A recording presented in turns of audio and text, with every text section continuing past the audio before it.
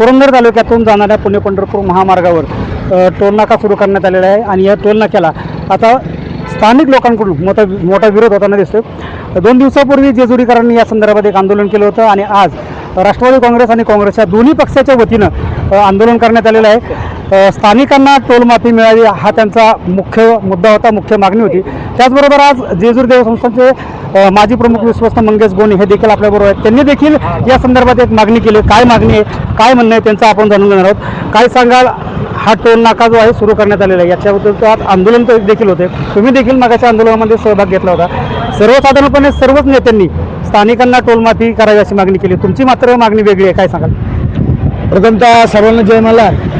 हा टोल नाका करताना सरकारने प्रथमतः आळंदी ते पंढरपूर या भाविक भक्तांचा विचार केला होता की ज्याच्यामध्ये जेजुरी येतं, संत सोपान काकांची पालखी सोपान काका मंदिर येतं, त्यामुळे या भाविकांची सोय व्हावी म्हणून हा महामार्ग करण्याचं सरकारने ठरवलं होतं। परंतु आता या रस्त्यावर की जिथं आळंदीवरून वारकरी जे गोरगरीब संप्रदायातून शेतकरी कुटुंबातून येतात ते पंढरपूरला जातात, आळंदीवरून खंडोबारायाचं दर्शन घ्यायला येतात आणि त्या सर्वांचंच या ठिकाणी शोषण केलं जातं असं वाटतंय हा टोल नाका बसून, की जे धार्मिक कार्य करतात की हा जिजिया करत आहे तो बसवला आहे। माझी या खात्याचे मंत्री सन्माननीय नितीन गडकरीजी यांना विनंती आहे की आपण नितीनजी गडकरी यांना ओळखतो की सर्वसामान्य समाजामधला आणि गोरगरिबांचा नेता म्हणून ओळखतो।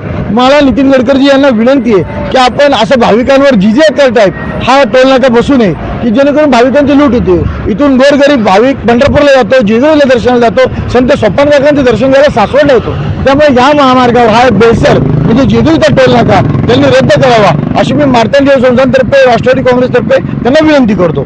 खरं तर आळंदी ते पंढरपूर हा जो मार्ग आहे तो धार्मिक मार्ग आहे। या मार्गावर अनेक तीर्थस्थळे आहेत, सासवडमधील सोपानदेव असतील, जेजुरीतील खंडोबा असेल किंवा आणखी पुढे गेल्यानंतर आपल्याला अनेक धार्मिक स्थळं पाहायला मिळतात आणि या मार्गावरून अनेक भाविक भक्त धार्मिक काम करत किंवा धार्मिक स्थळांना भेट देत पंढरपूरला जात असतो, पंढरपूरच्या विठोबाचं दर्शन घेत असतो।